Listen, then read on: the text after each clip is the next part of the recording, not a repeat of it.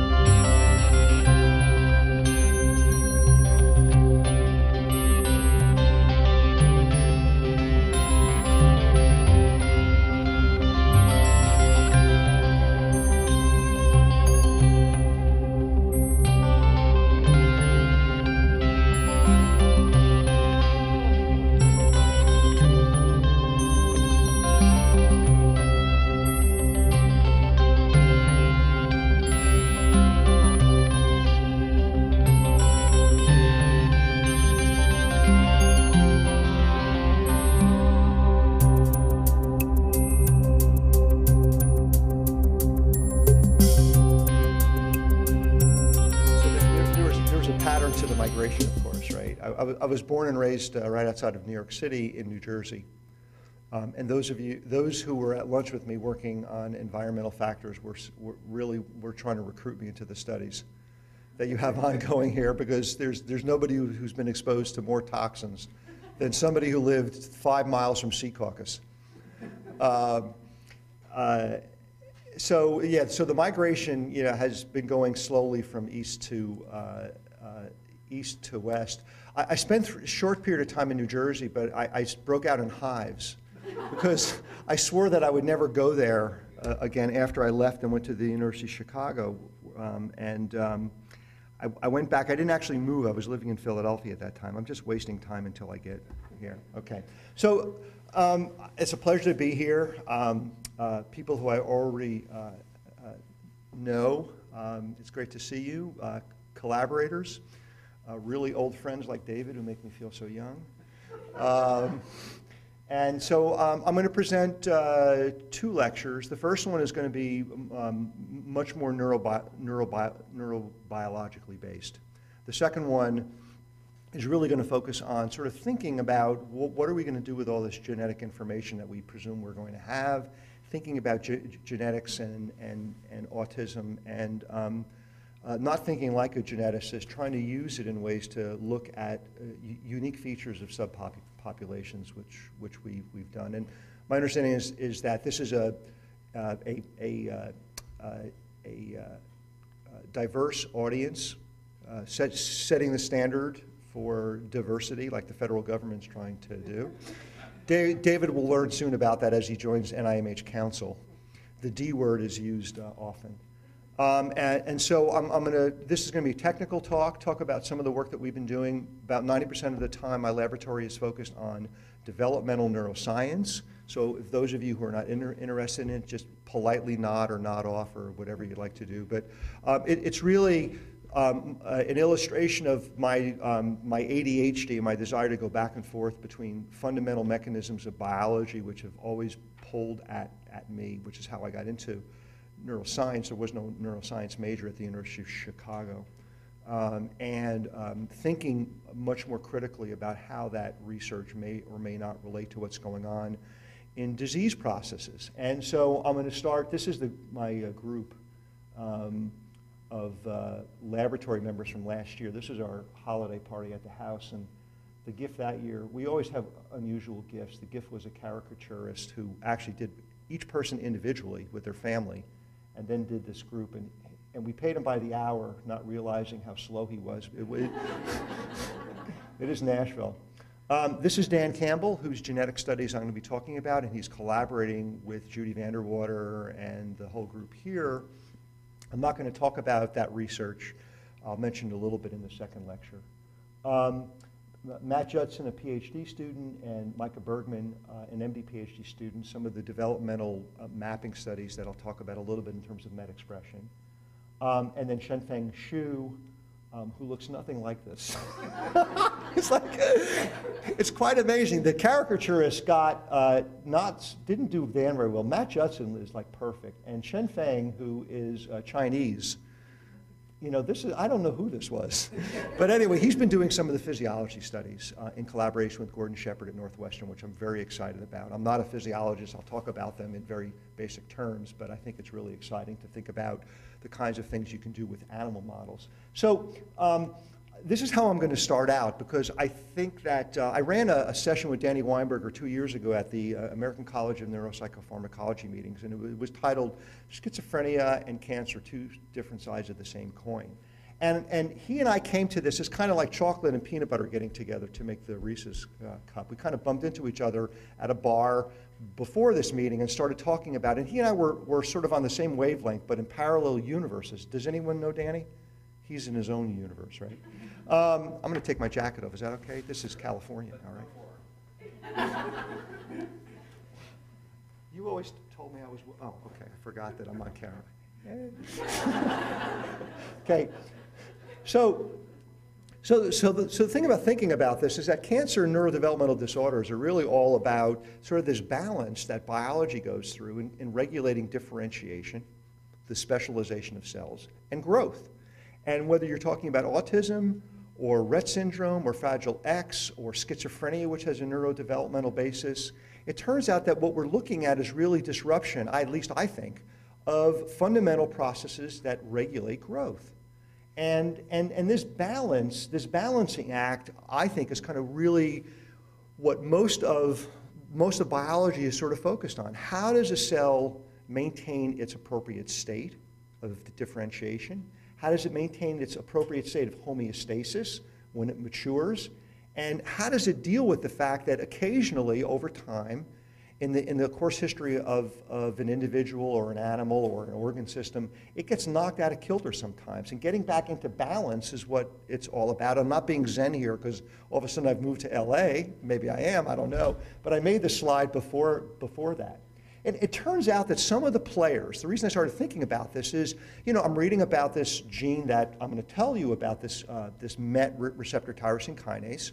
MET, by the way, stands for nothing. I lost a lot of beer and wine to people in my laboratory because I said it stood for metastasis, and it actually stands for a chemical that was dripped onto cells that became oncogenic and transformed.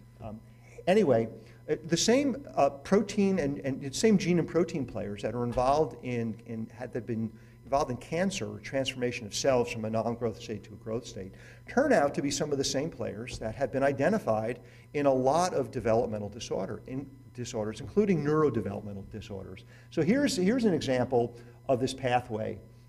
Here's a cell membrane here in which we have two kinds of receptors, G-coupled protein receptors, which signal through RAS and PI3 kinase, and the receptor tyrosine kinase family. The really interesting thing about the receptor tyrosine kinase family, and MET is one of those, is that I think there's 68 receptor tyrosine kinases. If you look at the expansion of receptor families in evolution, this is the one that has undergone the most expansion from prokaryotes to eukaryotes and eukaryotes all the way through species. It's really a complicated set of proteins, very diverse in nature, and they're involved in they're very pleiotropic. They're involved in everything from controlling cell proliferation to movement of cells to specialization of cells and all sorts of functions that occur when the cell is mature.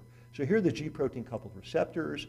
Here are the receptor tyrosine kinases, and they all share these pathways, these intracellular pathways of signaling in which the ligand binds to the receptor out here somewhere outside of the cell, and information essentially flows through these very complicated pathways. I'm sure you've seen these diagrams that look like the Tokyo subway system. For neuroanatomists who are in the audience, like David and myself and others, pretty simple to me. It looks pretty simple. Remember, the amygdala has 13 major nuclei, and probably David's a splitter, so there are probably 120 subnuclei in different connections. But these intracellular pathways are complicated, but they all seem to filter through several of these pathways that are involved in regulating this phenotypic balance, as I call it. In addition to which, it turns out that regulation of cancer cells and regulation of the metastatic state turns out to be linked very tightly to transcriptional regulation, right? The status of the gene in terms of its methylation state, histones that are acetylated or deacetylated, confirmation of chromatin changes in these transformed states. And it turns out that there are a number of these now that have been identified as candidates in neurodevelopmental disorders. So, you know, here is just a few that have been identified in schizophrenia. These are candidate genes that have been replicated and also non-replicated. Keep in mind there's no gene that has been completely replicated, but these are ones that have been seen at least in a number of different cohorts. They've all been identified as oncogenes, including catechol-methyltransferase, by the way, which controls a precursor for methylation of genes. So you look on the other side, in neurodevelopmental disorders, syndromes like neurofibromatosis, rare mutations in PTEN, which gives you, macrocephaly and intellectual disability, the tuberous sclerosis complex, UBE3A, MECP2, these are all been implicated in cancer as well. Maybe, I mean, remember there are 22,000 genes in the human genome, maybe it's just, it's just stochastic, but I don't think so. These all have in common this balance of regulation. The other thing that's really interesting, there has not been a lot of epidemiology done on this, but if I were to start over again, which is a scary thought, this is something that I might think about because, it's been looked at in cancer. It turns out that there are certain cancers that never appear in individuals with schizophrenia. And there are other cancers that are actually overrepresented in schizophrenia.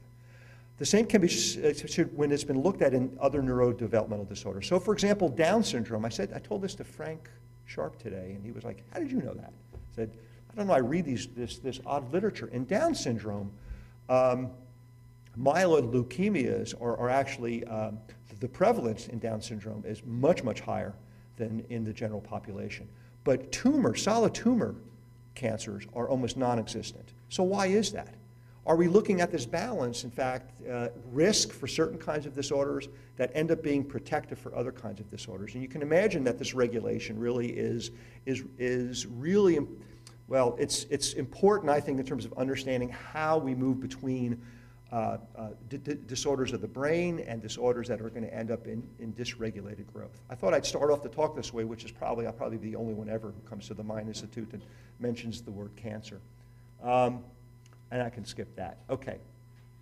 And we know that some of these disorders that we have identified that are syndromic in nature, single gene disorders, which have a high prevalence of autism co-diagnosis, and some of them are listed here, are involved in controlling of one very important aspect of growth. They control many important aspects of growth, but the one that I want to focus on, and the one I think is really relevant in terms of the topic of thinking about autism, is that in a number of these disorders, and this should tell you, without doing any other fancy genetics or going to the Broad Institute where they tell you how genetics should be done, that autism and autism spectrum disorders are highly heterogeneous from genetic etiology. And for example, the prevalence of autism spectrum disorder diagnosis in Timothy syndrome, which is a mutation of a voltage-gated calcium channel, is very high, 75, 80%, I think, when in the cases that have been looked at. In Angelman syndrome, depending upon who you talk to, please answer the phone. Okay. 50 to 75%. These are completely different gene mutations, completely different genetic etiologies in terms of risk. And so you know just from looking at this that there is diversity and heterogeneity. What do they have in common? Well, we know from some of the pathological studies that have been done, the neuropathology, that synapses and spines are targets in a number of these disorders. Are they the primary targets? Well, I think that's what we're trying to work out. But we know that in essence, these disorders are really disorders of connectivity. And of course, it makes sense when you think about it that we're looking at disorders that are fundamentally characterized by problems in information processing, right? And you could imagine that one point of convergence should be the place where information processing, information flows, and where information is integrated and processed, and that's through connections across the very complicated nervous system. So that's my bias, and I think, again, all of this leads to thinking about the fact that ASD, autism spectrum disorder, is genetically, in terms of risk, highly heterogeneous. You don't have to wait for the whole genome association studies to come out. You can cite Pat Levitt and say, well, look at all those syndromic disorders where there's high prevalence of autism autism spectrum disorder co-occurrence. Are they all the same in terms of the autisms? We don't know. They're probably not. They probably have really special features. So Dan Gestation and I wrote this review article last year in Current Opinion Neurobiology, and we came up with this horrible diagram. It's horrible because he insisted on these colors. And I really wanted, you know, the orange and white Tennessee Vol colors. For those of you who have ever been to Tennessee, orange and white and Rocky Top. Right? You guys know the song? Of course you know the song. That's the only song they have in Nashville. So this really is a summary reflecting the different genetic etiologies that we already know about without going any further in terms of the etiologies that underlie different kinds of autisms, from syndromic disorders to what now is, I think, pretty firmly established, a subpopulation of individuals who have de novo copy number variations, meaning duplications or deletions that can range in size from being very small to being very, very large. Trisomy 21 would be an example of a copy number variation, very, very large. There are rare and private mutations that we know about. I wanted to make this circle very large, environment, and Dan resisted. We know now that there are, the implications for epigenetic modifications are pretty significant now, at least some of the initial work coming out. And we know that there are subtypes that you can look at in terms of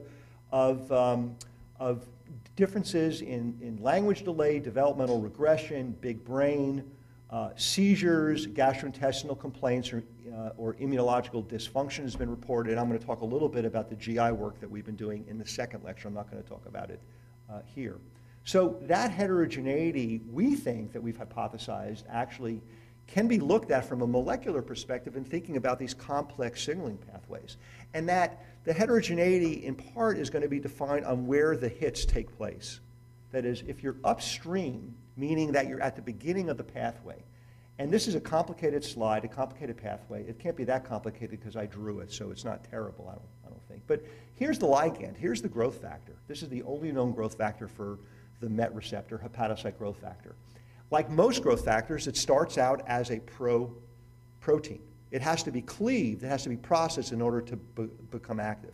So you already have, early on in the signaling pathway, you already have a point of regulation that is likely to generate differences in signaling properties for this, and differences in phenotypic outcomes that would be far different than if you targeted one of the intracellular components of the signaling pathway, for example, AKT here.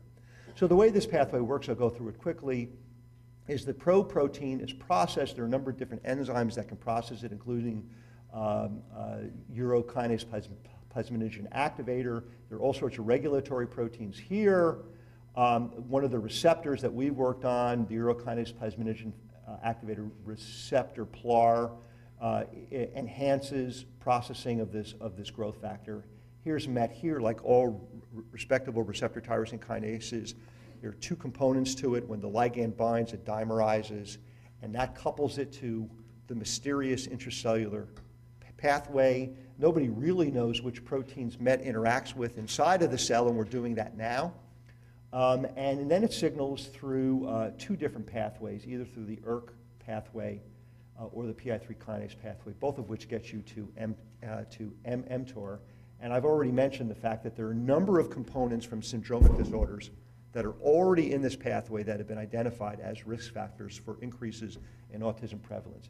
P10, rare mutations, neurofibromatosis, AKT, the tuberous sclerosis complex, which is hamartin and tuberin here, they've been identified as well. And I'll tell you about some of the genetics that we've done to get us into this, thinking about these receptor tyrosine kinases such as MET.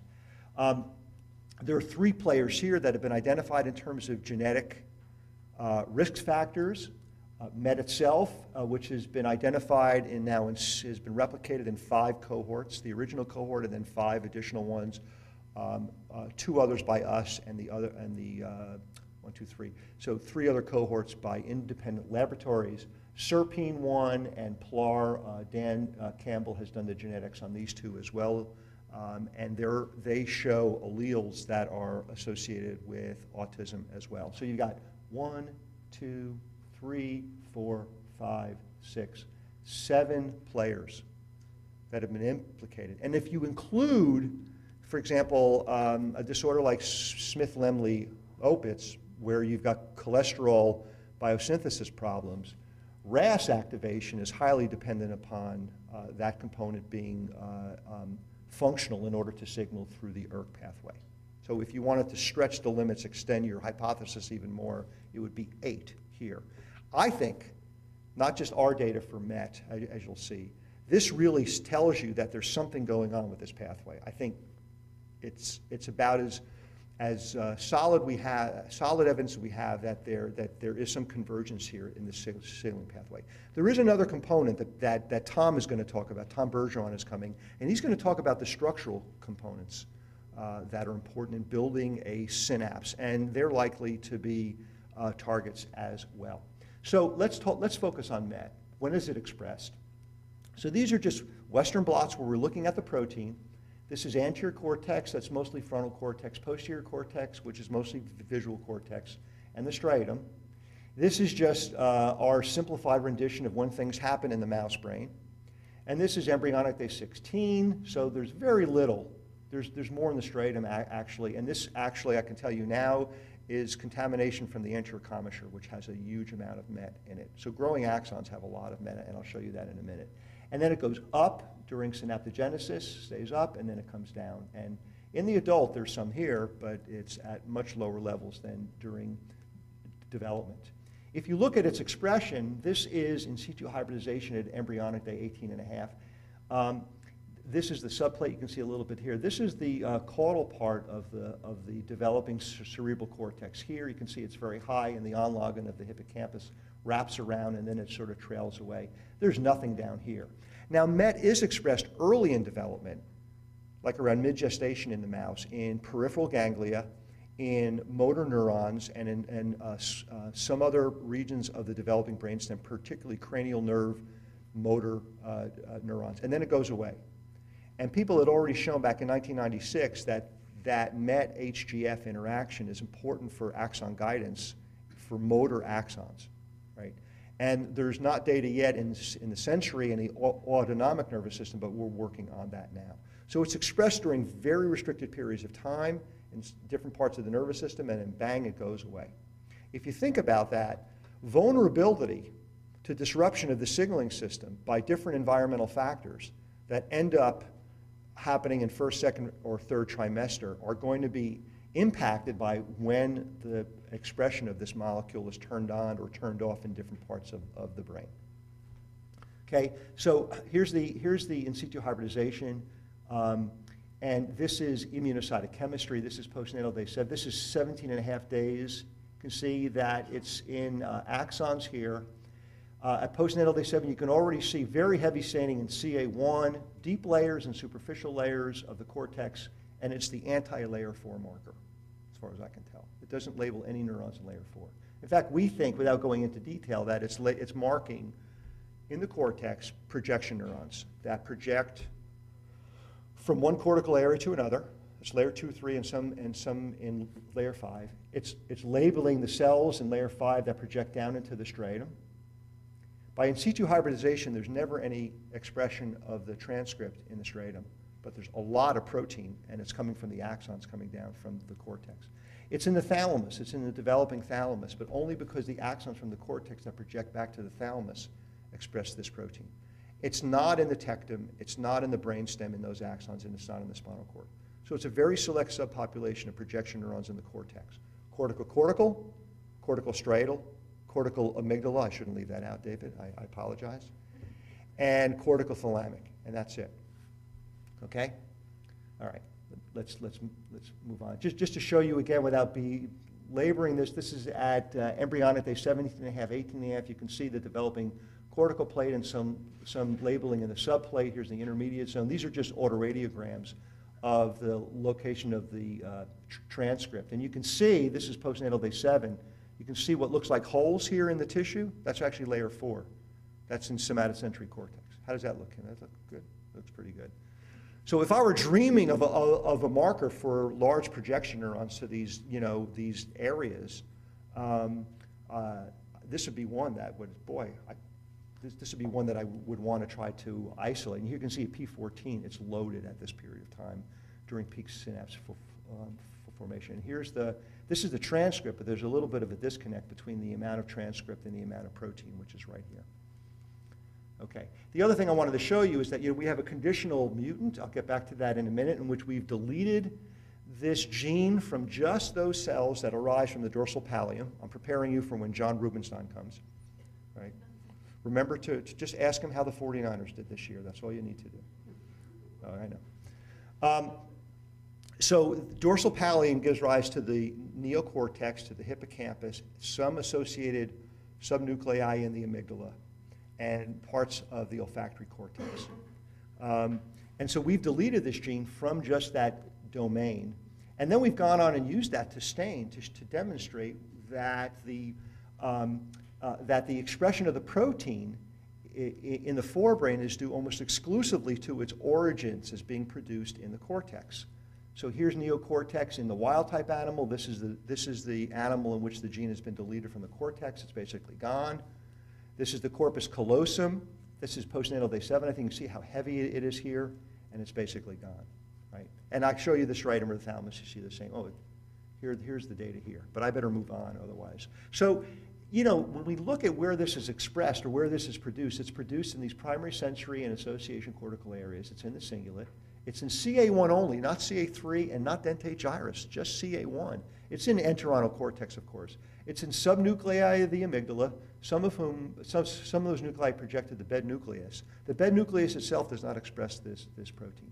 The mammillary bodies, not the anterior thalamic nuclei, but these projections here. You can see that it's not the PAPE circuit, but Paul MacLean would look at this and he'd be pretty happy with this in terms of its overlap with some of these fundamental structures that are involved in limbic circuitry. Okay, here we go. In human, it turns out that some work that Dan Geschwin and his postdoc Zohar Mukamel have been doing with us, they started looking, this is a 15-week gestation from the University of Maryland collection. Here you can see it here, heavy in the temporal lobes. Not much up here at this time, and almost nothing in the hypothalamus and the thalamus. So it's in the temporal lobes in the developing human. You can see it here. I don't know whether that's specific or not. We just need a lot more material, particularly from the monkey, to be able to map this out both pre and postnatally. This is a really striking picture. So this is a parasagittal section. This is frontal occipital. This is the temporal lobe in all its glory at 16 weeks of gestation. Look at that. It's unbelievable. So this is a pretty selective gene in terms of its expression. We were completely shocked by that. Over time, you start seeing it in other cortical areas, just like you do in the rodent, but it's very accentuated in the temporal lobe. We know it's in the amygdala because we've actually done some early postnatal staining in the monkey, and we know it's there as well. So it's going to be worth mapping this. So what does this receptor do that has this really remarkable selectivity in terms of expression? Well, it turns out that all those people who draw the diagrams of synapses and dendrites and the molecules that play a role in regulating that, they must not like this protein or something. Or that's a good one. I like that song. So Alan Davies did some studies in which he, there you go. Okay. I usually talk over them, but that was a tough one to tell you. Alan Davies did some studies in which he introduced dominant negative forms of the receptor that essentially block the ability of the endogenous receptor to signal, and he got stunted dendritic growth. There's one study that's been done that shows that adding hepatocyte growth factor, when you use tetatic stimulation in hippocampal slices, can enhance LTP. I'm not going to show you the data today, but in those mice that I told you about where we've deleted this receptor from the cortex or the hippocampus, they have long-term potentiation problems. So you can induce LTP, but it doesn't sustain it for a normal period of time. If you grow cells in culture and add HGF, you can see increases in expression of NR2B. You can see increases in expression of CAMPK2. This is work that Tyndall and Wallakonis have done in dissociated hippocampal neurons. They claim clustering. I don't think the data is great about that. It needs to be examined in much more detail by somebody like Kim McAllister or somebody like that who has the skill level to be able to do that. But it's been identified as an important signaling system in axon guidance, cerebellar development, autonomic nervous system to develop it, and cortical interneuron development from our own lab. And there's some complications to this that I'm not going to go into. So what have we done in our lab? Well, Shenfeng Xu has done some initial work looking at this. We are in the process of analyzing about 400 intracellularly injected pyramidal cells in 4 different cortical areas. That's Matt Judson, part of his thesis project. We'll have the data shortly. But that's all done, and he's analyzing the data now.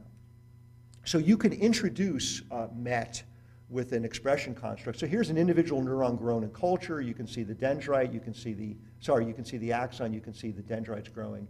And these are just drawings here showing that you can use a knockdown approach either with short hairpin RNAs, which will reduce expression, or overexpress the receptor and throw HGF in. And you essentially can show that you get this increase in axonal growth when you overexpress the receptor and add hepatocyte growth factor. There's a small significant effect in these experiments that he's done. These are hippocampal neurons grown in vitro for I think, here it is, day 3, and then processed after 5 days. So these are 8 days in vitro. So there's a dendritic effect. The striking thing to me was when Shenfeng looked at spine development, and this is actually, I think, better than FMRP in terms of the manipulation. So here's a control. This is GFP. This is overexpression of MET. The huge increase in protrusions. A number of them look very atypical. And this is when you knock it down. So you can essentially, and here's the data here, this is no difference in expression. This is essentially wild type, overexpression, knock it down. So you can essentially show that you can titrate the number of spines, number of protrusions, not spines, number of protrusions. We don't know whether these are real spines or not. But this clearly is a molecule that's regulating dendritic, axonal, and spine growth as well. He's done some really remarkable studies now using in utero electroporation. You take a mouse during pregnancy, you inject the plasmid, you inject DNA into the ventricles, and you apply an electrical current. David, would you come up here so I can demonstrate? No. You apply electrical current, and you essentially electrophorese that plasmid because it's DNA, it's charged, right, to one side. And we've used this now in several studies looking at circuit development, just in very basic studies. Well, Shenfeng has done this by introducing these short hairpin RNAs for MET that will essentially reduce the levels of expression. Here are neurons in CA1 that receive the GFP. This is GFP only, but essentially the neurons look the same when you electroporate. So you can essentially label a small number of neurons, and then you can monitor their morphology when you alter the levels of this receptor. So you're doing this in vivo at about embryonic day 14, I think it is, and then you put the uterine horn back in the mouse, sew the mouse up, and they give birth, and everything's fine. You can look weeks later, you can do months, and you can actually do physiology on these guys now because you can identify them. So here's GFP only, so this is normal. You can see the rather dramatic increases in what are probably basilar dendritic protrusions here. This is a CA1 neuron that has had the siRNA to reduce MET expression. And here in vivo, you can see what happens when you knock it down. When you overexpress it, you get this enormous increase in these protrusions, but they look very immature compared to what you see here. I don't remember the age of this. I think this is something like postnatal day 28 or 30, so it's close to puberty.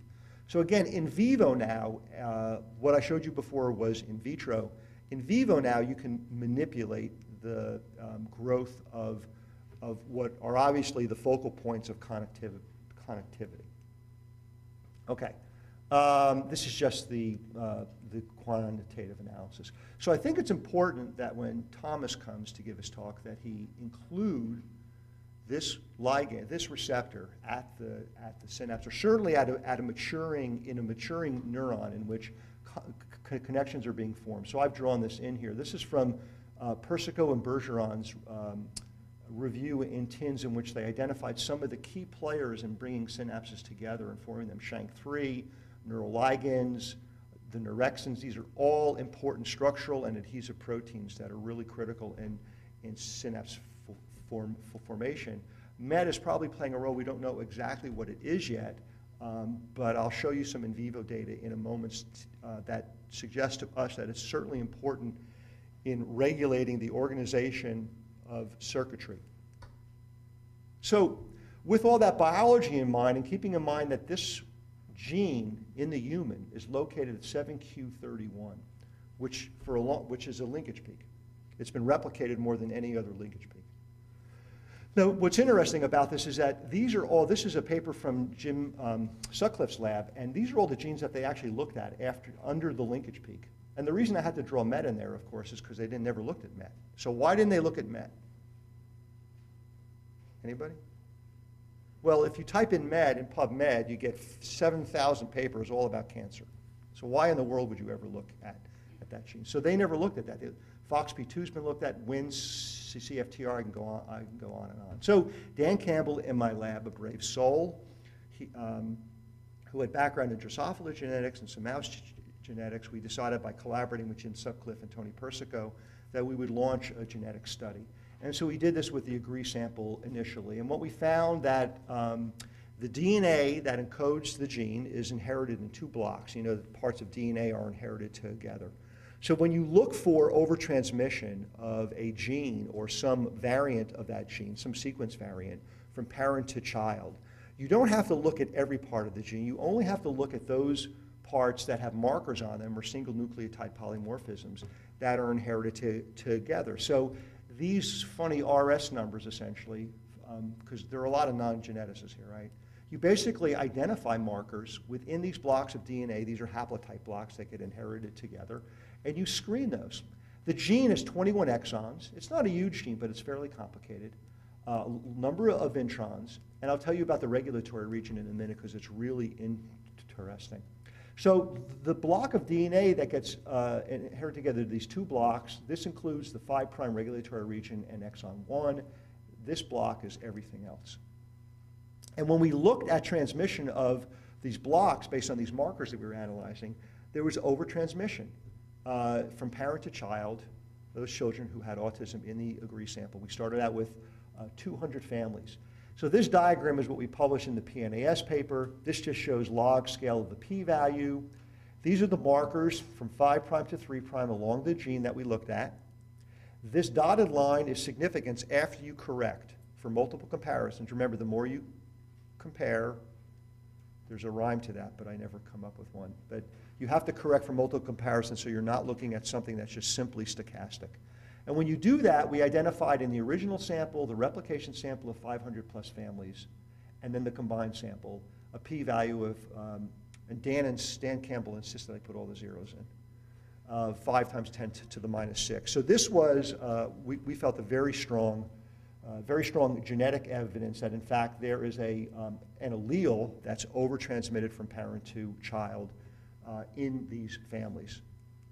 Now, when we looked at individuals with ASD and compared them to unrelated controls, this is what we see. When we looked at the allele, which turns out to be a C instead of a G, we again found that the C is overrepresented in individuals with autism, but it's not black and white. In fact, most of these alleles that we're going to look at, that one looks at, not rare mutations, but these common alleles that are represented in the population, are not going to be diagnostic by themselves for the disorder.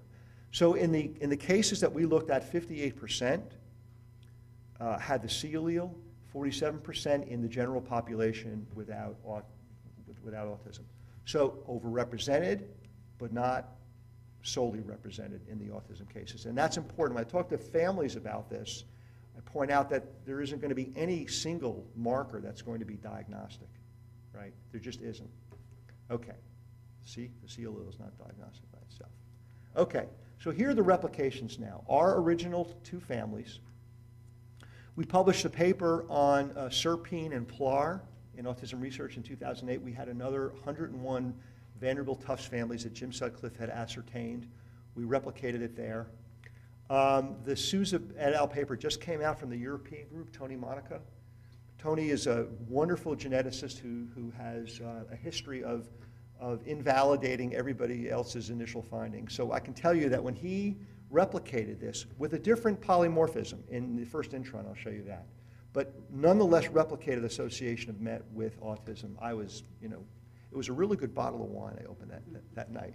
And then finally, there's a Charlie Schwartz's lab down in South Carolina with 200 plus families, has actually replicated the same SNP in that 5' region of the gene. So we have 1, 2, 3, 4, 5, 6 independent cohorts now. Okay. In addition to which, there was a paper published last year by Steve Scherer looking at 26 de novo copy number variation cases. And 2 of the 26 are located right smack where MET is in 7q31. So this means that 8% of the de novo C and Vs that they identified in individuals with autism, 8% of those are located right where MET is located. These are not inherited deletions. These are de novo. They're not in siblings, and they're not in mom or dad. Finally, we actually reported in our sample 2 coding mutations that actually are functional in 5 cases and 2 controls. We didn't have a large enough sample. Dan is now going to go back and look at a much larger sample size. So there are single nucleotide polymorphisms that change this coding region. It's right in exon 14 where the receptor inserts into the membrane, so it actually alters signaling of the receptor. It was first identified in cancer, actually. So Dan wrote a review about this, and this just illustrates that, in fact, we now know there are 4 different ways of showing association with autism. Our original polymorphism, this new one that was reported by the European group, both of these are functional. They bind to transcription factors. There's the copy number variation data, and there's the rare mutation data as well, which is not illustrated here. All of which can impact the levels of MET expression. The other thing that we looked at to determine whether this receptor was, this allele was over-transmitted in autism spectrum disorder in general, whether there was some specificity or uniqueness to the populations. We looked in the AGREE sample at those families in which there was ADOS, ADIR, and a clinical diagnosis. And not everybody in that collection actually has all 3. But we didn't see a difference in over transmission, but we did see a difference when we divided the families into single incident or multi-incident, or simplex and multiplex. Now, of course, you all know this better than I. Categorizing a family as simplex is a little dicey because you don't know if there was stoppage, if they only had one child and they had one child and then they stopped. So there's a little bit of noise in this, but you know a multiplex family for sure, because there's more than one child with autism and they've been characterized. So here's our SNP again. The green is multiplex, and the USC maroon color is simplex. And you can see all the signal is in the multiplex families. In fact, 85% of the AGREE families are multiplex, right? A little different than the charge sample, right? And so we think, in fact, this allele is overtransmitted only in families in which there's more than one child with autism. That if you use this as a marker for look for overtransmission in simplex families, unless you have a very large sample, you're not going to see a signal. So this is one way of subdividing the population. In the talk I give later on, I'm going to talk about the work that we've done looking at this allele in medically defined subpopulations of individuals with autism, focusing mostly on gastrointestinal disorders. And there was a reason for that I'll get into when I talk about that. I can skip that. Okay, the additional 2 parts of the pathway that I already told you about, PLAR and serpine, Dan showed that there's association with alleles in both of these genes. I can skip that. They too show the same thing, that you see the allele overtransmission, this is for PLAR, in multiplex families, but not in simplex families for any of these markers here. Okay? And for SERPINE1, it's the same thing, multiplex and not simplex. Okay, so are the associated alleles functional, right? And I'm going to focus mostly on the initial variant that we described that is in the 5' region of the gene. And you know, genetic studies are going to have to deal with the fact that once they identify statistical association or overtransmission, there's going to have to be some transformation into what that means biologically. If those variants are not functional in any way, then you're looking at a relationship that has unknown impact on the biology of the system. And I think that's really important. So this is where the polymorphism is located, 20 base pairs upstream from the transcriptional start site. I'm not going to show you the sequence of this, but it turns out that this region was a real bear to genotype because it's 85% Gs and Cs, 85%. So you can't do a normal PCR and sequencing reaction in order to assay this. You actually have to make a much larger amplicon, about 600 bases, and then go in there and do that. In fact, Tony Monaco couldn't get the assay to work. We asked to have one of his people come to the lab. He used another technique to look at that. It turns out that this has a number of putative transcription factor binding sites in it. So we did sort of the obvious experiments first. We took this sequence, and all we did is change a G or a C. It's 30 base pairs. We put radial label in that, and then we run out nuclear extract. And we just ask the question, does that sequence bind to anything in the nucleus, any nuclear proteins? And the answer is yes, right? So this is an electrophoretic mobility assay. And so the dark just indicates how much of the probe is binding to the protein. Equal amounts of nuclear extract are loaded. And you can see that if you're a G, you're binding much more nuclear protein than if you're a C, dramatically reducing the amount of nuclear protein. Okay. And so you can actually then determine whether that's functional, not just from altering the binding of nuclear proteins, presumably transcription factors, but you can also then take that piece of DNA, hook it up to a reporter gene, put it into a cell and say, well, how much of the reporter gene is transcribed? Right? These are assays known as luciferase assays. So we did this in 3 different cell lines, a human cell line, and 2 different mouse neural cell lines. Here's the transcription you get with the G. Here's the transcription you get with the C. Now keep in mind, this is a much larger piece of DNA. This is a few hundred base pairs. There are multiple sites in there that are theoretically transcriptional regulatory sites. And yet changing one base was sufficient to reduce transcription of this gene. Now, I mean, this surprised me because when you read the literature, it's pretty unusual to find a single base change having this much of an impact on transcription, particularly when you've got a piece of DNA that has so many putative regulatory sites in it. So this is a pretty damn important site. And we know, I'm not going to show you the data, this site binds to the transcription factor SP1. And if there's a G, it binds it tightly. If you have the C, it binds much less of SP1. So we think we figured out the mechanism of why there's less of this gene transcribed. SP1 is a positive transcription factor that amplifies the amount of transcription that takes place. I'm going to skip that. And then finally, we wanted to know whether this functional allele at least correlated. We call it functional now because it reduces DNA transcription, right? Does this correlate with anything we can see in clinical cases? And for that, we had to do postmortem analysis. We got samples from the Autism Tissue Program collection that Jane Pickett runs. We did this in collaboration with Tony Persico. And so here's just several pairs for illustration. These are Western blots. This is a control. Here's a case. Here's a control. Here's a case, here's a control, here's a case, right? So, and when you do the average, there's about a 2-fold decrease in the amount of MET protein in the temporal lobe of individuals with autism spectrum disorder. The sample size is small, it's 7, but the variance is pretty good, actually. So we've gone from a genetic variant, I've talked to you about the biology, the genetic variant that we've identified, overtransmission, The variant is functional because it alters how much of the gene is transcribed. And in addition to that, there's a reduction in the amount of protein.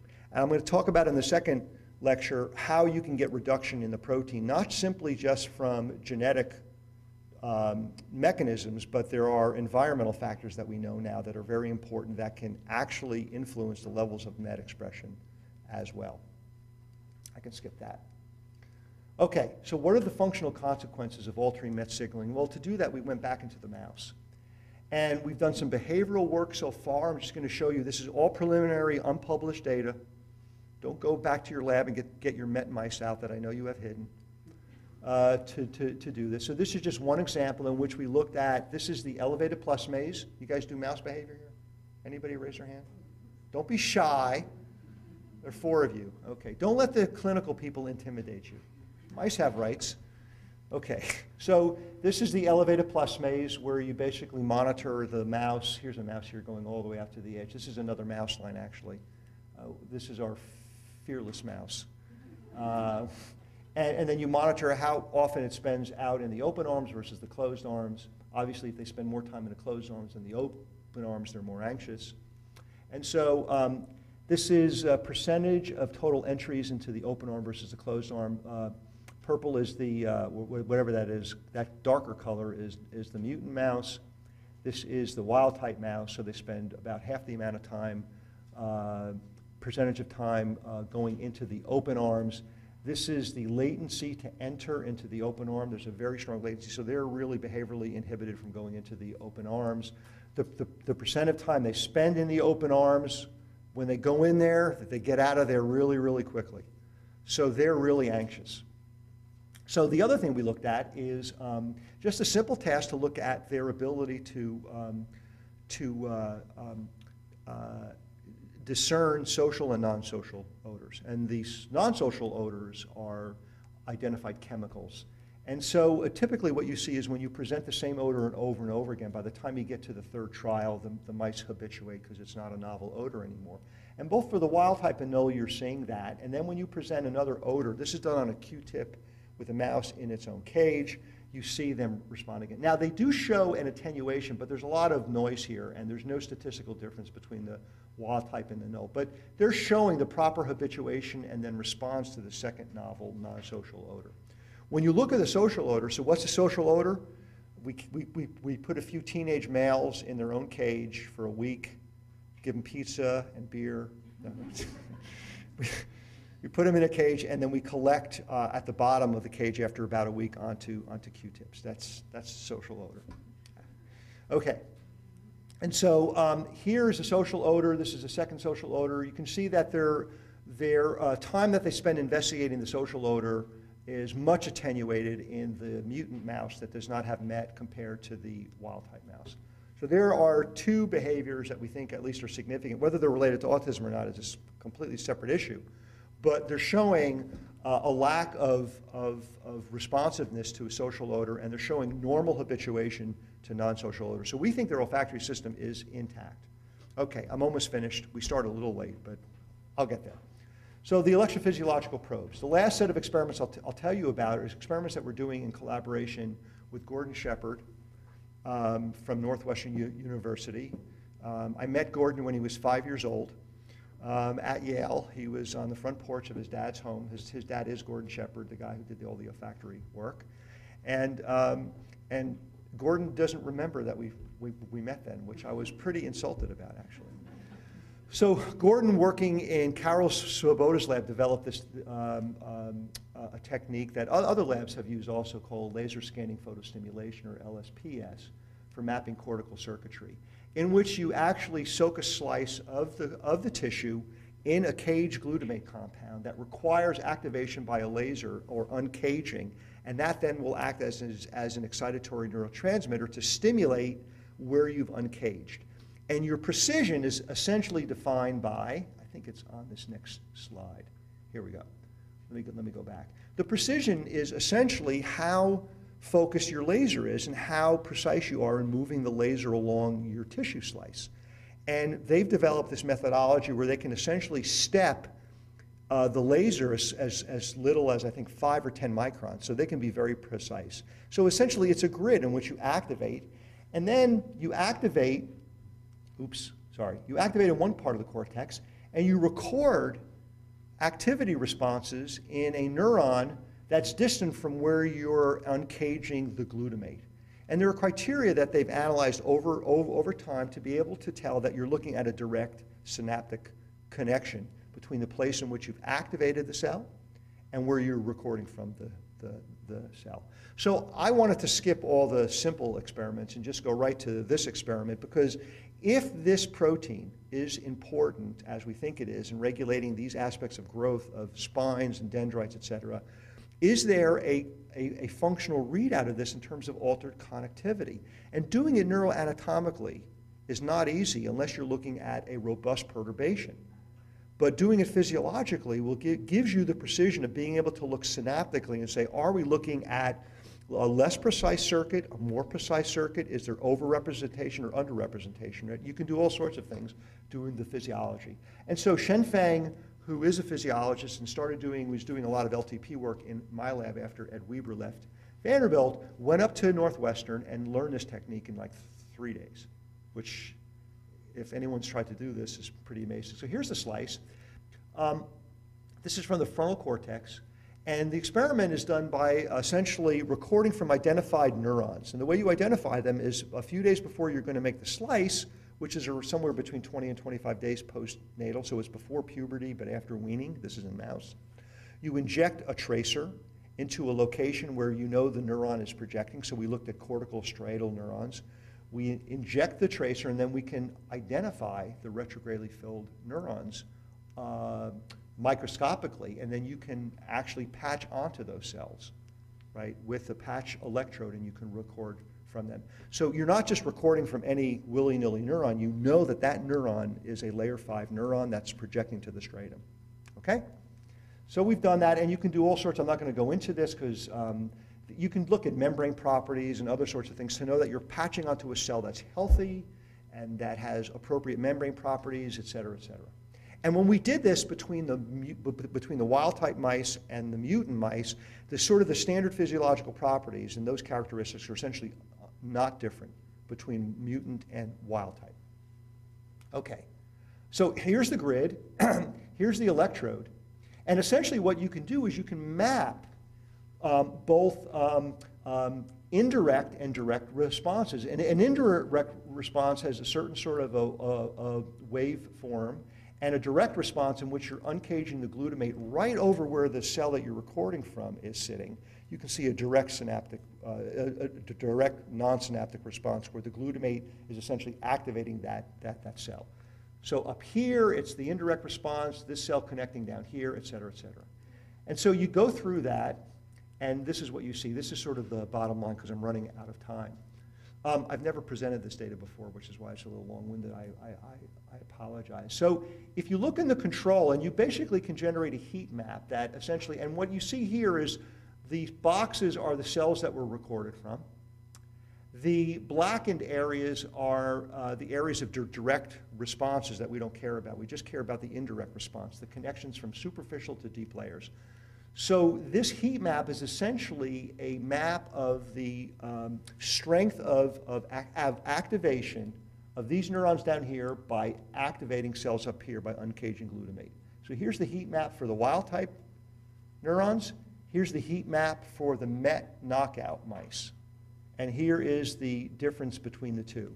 There's about a twofold increase, or a hyperconnectivity, if you will, a twofold increase in strength of activation between superficial and deep layers.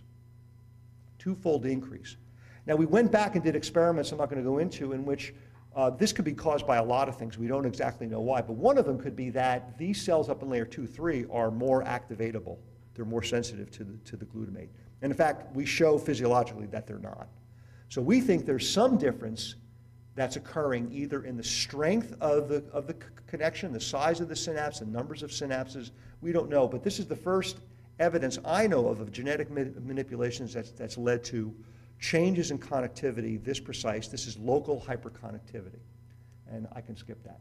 So a little poetic license. Dan and I suggested from work that Marcel Just and Nancy Minshew had done and others, and a lot of people have talked about this, that there might be the fundamental sort of bottom line about autism spectrum disorders is that you have local hyperconnectivity in which you're processing information within a single domain very precisely. But in fact, the problem occurs because there's long-range underconnectivity, or the integration of that information across cortical domains is disrupted. And Nancy and Marcel and others have shown this by looking at activation patterns, that in fact it looks like there is at least less synchrony between cortical areas, and probably many of you are familiar with this. Nobody really had any evidence that there might be local hyperconnectivity, that is, local connections within a cortical column between deep and superficial layers might be increased, and here we think that we've generated that. So the emerging hypothesis, this is one of the last few slides I have, is that autism or the autisms, many genes, common pathways.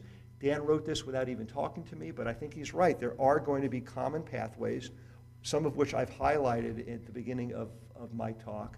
And really what we're talking about in terms of risk through these different genetic mechanisms, but common pathways, is that it's shifting where one is located in terms of disease threshold. That these mutations essentially are placing you along this arrow somewhere, just like it is if you think about Parkinson's disease. How many substantia nigra neurons do you need to lose before you become clinically present? 80%? 50%? You're still here. So diseases are really all about where you are on that threshold, and then what's pushing you here compared to here. And it's going to be a combination of factors. And depending upon where those mutations lie in these signaling pathways, we think that you're either going to be closer or farther from the threshold. So I've talked to you about MET, PLAR, and SERPINE. We've identified genetic mechanisms, common alleles. I've told you about copy number variations, rare mutations.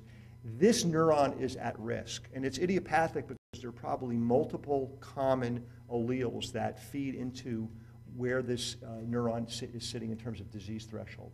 Environmental factors or multiple risk alleles are going to push you into ASD. In this pathway that I've talked about, this PI3 kinase pathway, we've already talked about P10, neurofibromatosis 1, AKT, the TS locus, all of which are part of this pathway. If you're up here and there's a perturbation far upstream, you might be very far from the threshold and need a lot of pushing to get down below the disease threshold. If you're down here, you don't need much, perhaps. And then when you're looking at are other factors that change or feed into the phenotypic heterogeneity. And that's what's shown here. So I want to thank everybody.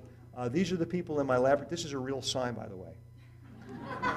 You have to guess where this is. It's at a famous research institute that I was at on their board, and I was shocked and dismayed, but maybe it's real. These are the people who I've already mentioned from my laboratory, and in yellow are some of the people who we're collaborating with on this project. I want to thank you all very much. I apologize for going over, but we should start the next talk later. Anyway, thank you.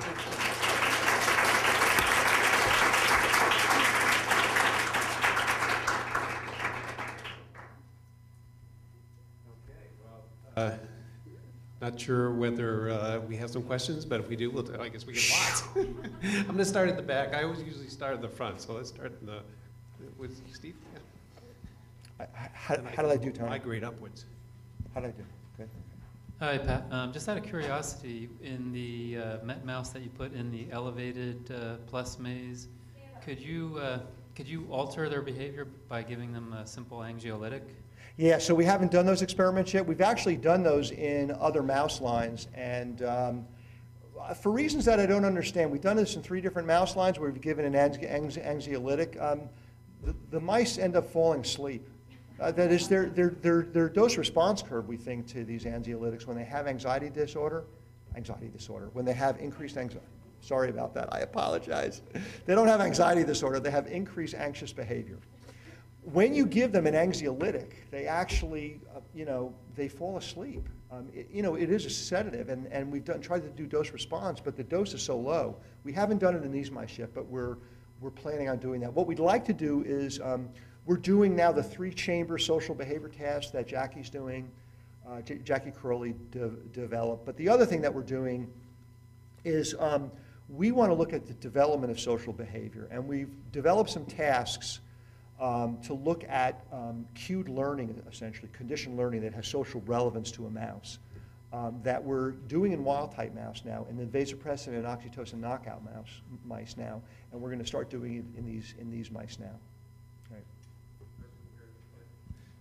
Right. My voice is very loud already, but anyway. I'm wondering about intrauterine placement and so on. I mean, if you think about that spine proliferation with MET, you know, the interaction maybe with the estrogens. And you see in aromatase knockout male mice very specific deficits in social behavior as well. That I'm wondering if you could comment on sort of the potential role of, you know, estrogen exposure, either in utero or sex differences in pups.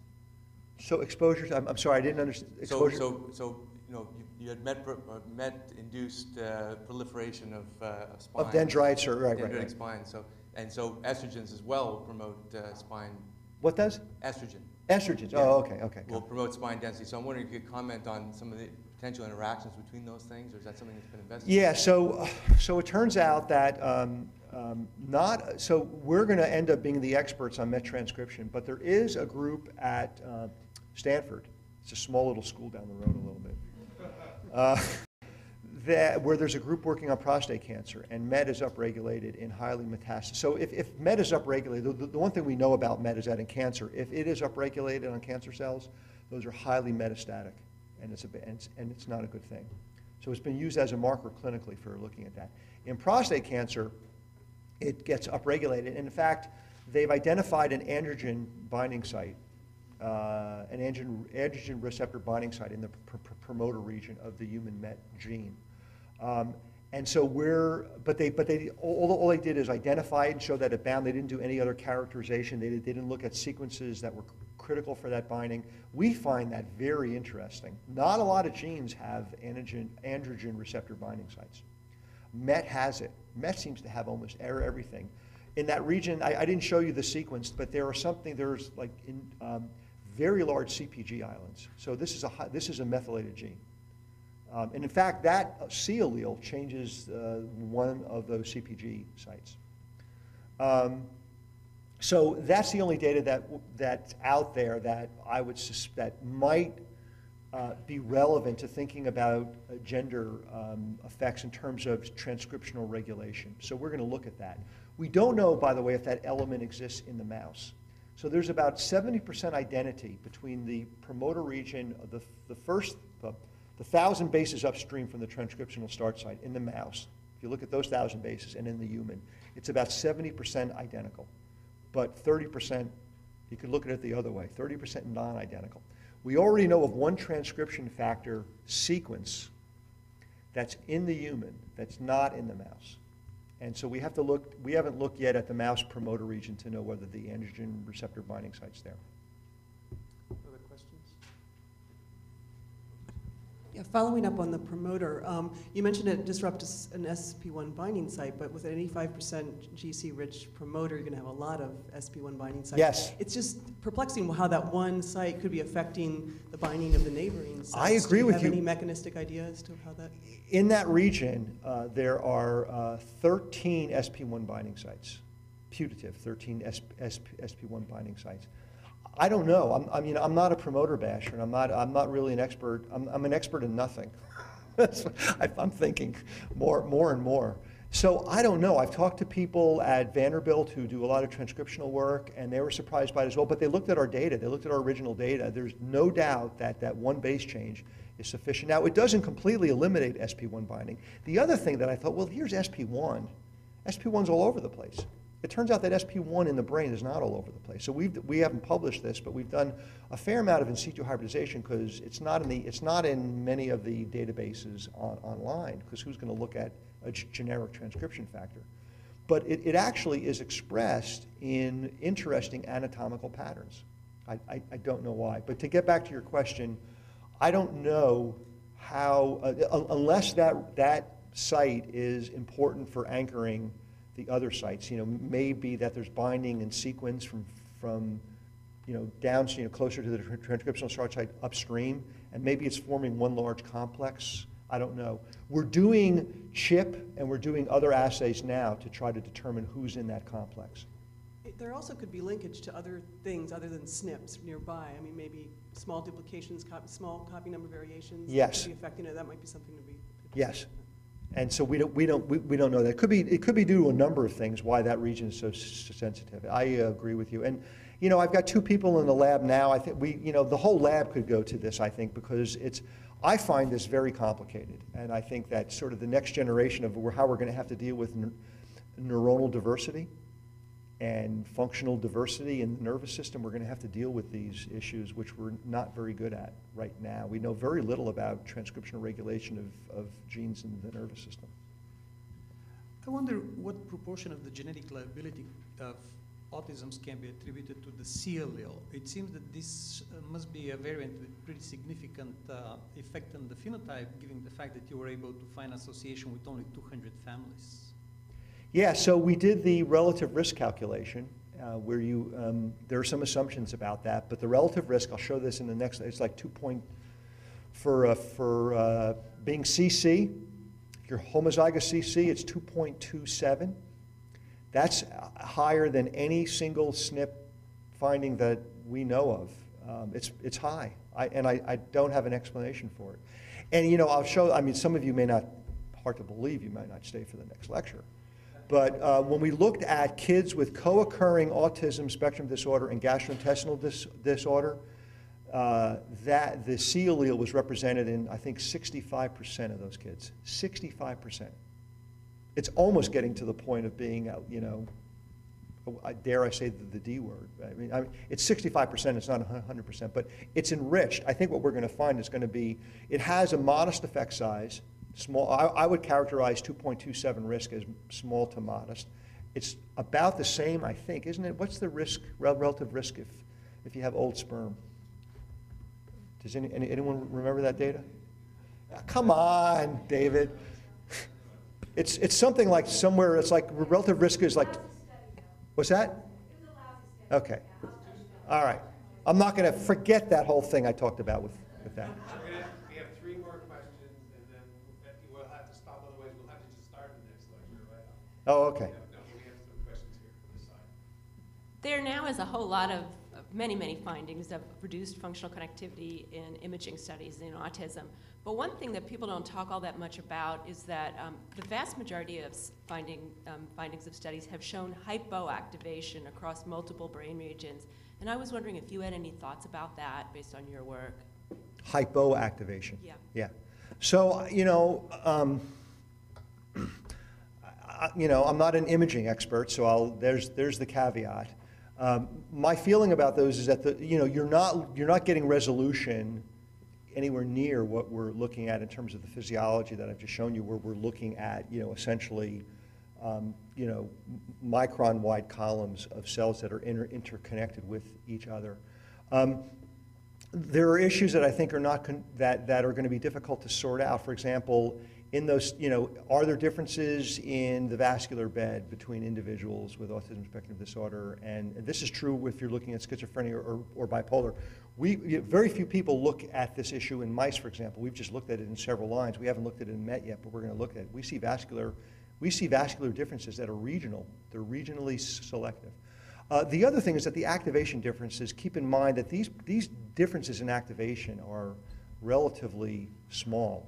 You're talking about 1%, 1.5%, it would be a huge difference. The other thing is that when you look at the JUST paper from 2004, there are regions, that was the paper where they asked them to read sentences, I think. There are regions, I think it was, whether it was inferior or superior temporal. David, maybe you remember this.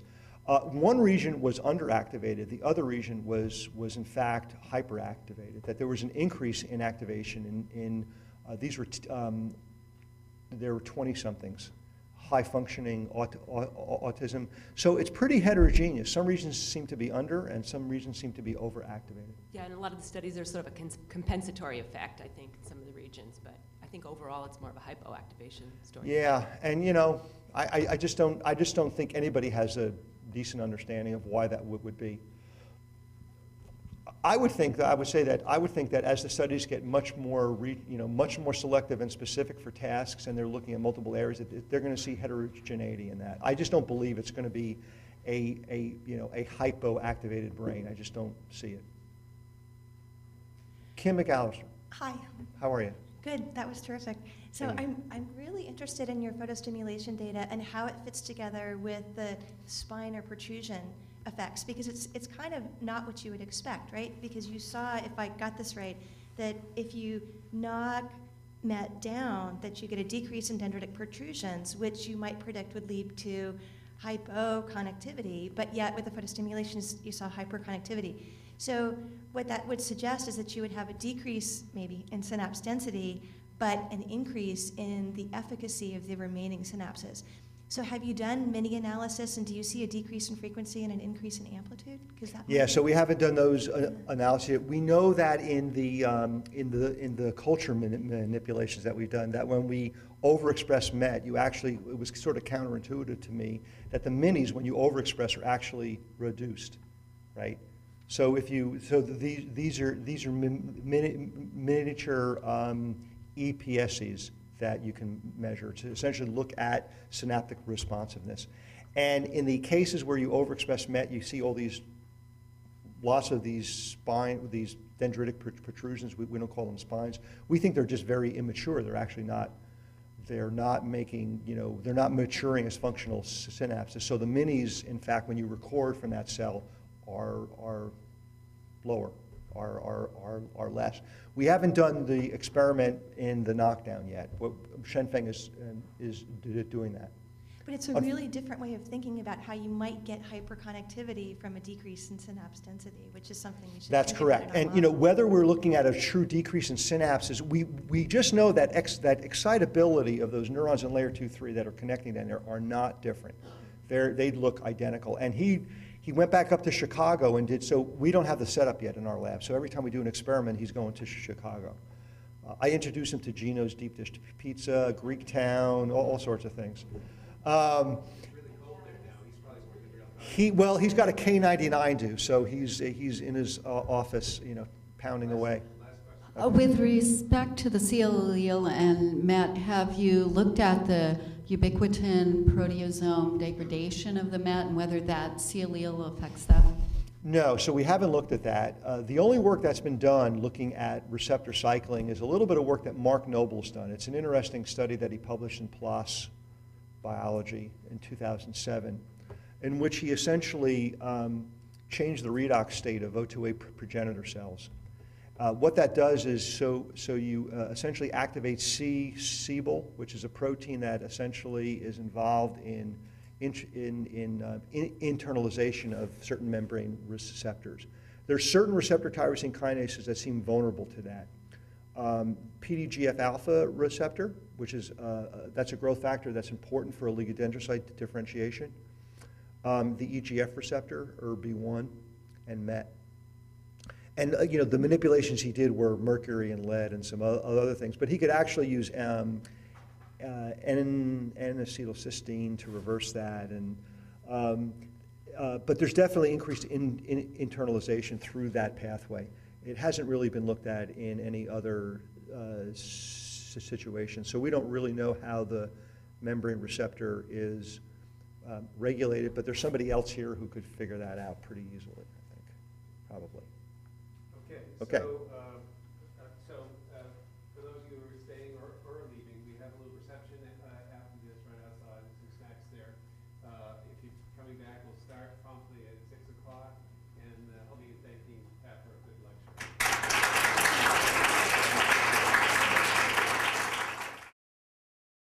The UC Davis Mind Institute began in 1998 with a promise to find cures for neurodevelopmental disorders. Every day, our physicians and researchers come closer to fulfilling that promise. Their groundbreaking research on autism, Fragile X syndrome, learning disabilities, and other brain disorders is helping children achieve their fullest potential. Please call or visit our website to find out more about current studies, our research team, and upcoming events.